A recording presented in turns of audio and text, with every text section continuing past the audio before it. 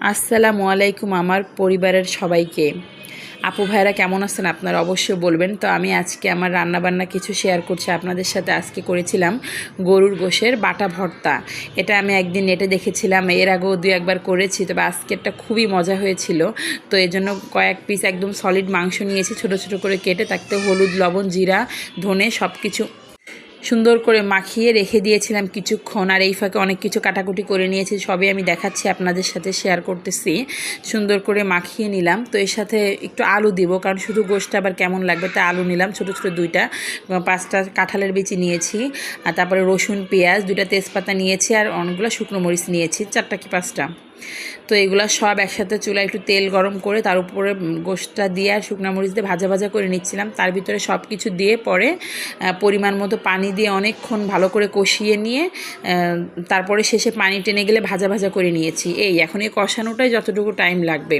তো এর ফাঁকে আমি অন্যান্য অনেক কাজই গুছাই ফেলেছি, অনেক ঘরের কাজ করলাম, অন্যান্য রান্নাবাড়ার কাটাকুটিও সব করে নিলাম।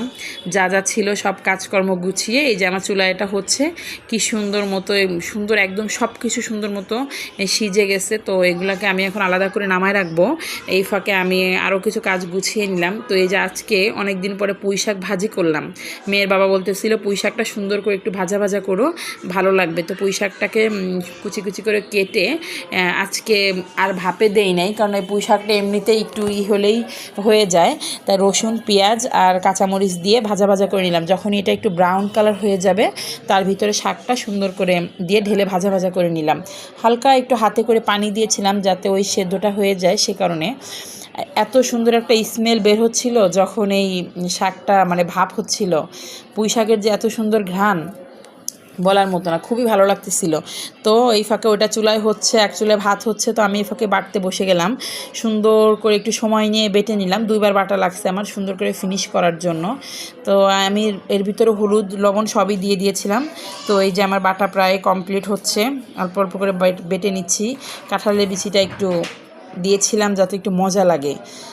তো এই যে আপনারা দেখতে পারতেছেন সুন্দর করে বেটে নিচ্ছে। আসলে পাটায় বাটার ভর্তা, এটা সবসময় আমি বলি যখনই কোনো ভর্তা বানাই না কেন, পাটায় বাটা ভর্তার মজা আলাদা। তো এই যে ভালো করে বেটে নিলাম। তারপরে আমি এই যে একটু সরিষার তেল দিয়ে নিলাম। সরিষার তেল দিয়ে সুন্দর করে মাখিয়ে বাটিতে উঠে রাখলাম। তেলটা দিলে একদম সুন্দর একটা ফ্রেশ একটা ঘ্রাণ আসবে। এই যে বাটিতে উঠে রাখলাম। এখন এই যে পাটায় যে লেগে আছে, এখানেই তো মজাটা। তো আমার ভাত চুলায় ছিল, তো সকালে ভাত ভাজি করেছিলাম, সেটা দিয়েই পাটায় বাটাটাকে নিয়ে একদম সুন্দর করে মাখো মাখো করে বিসমিল্লাহ বলে খেয়ে নিলাম। সেই মজা লেগেছে আজকে। অনেকেই পাটায় ভর্তা করেন, তারপরে ভাত মাখা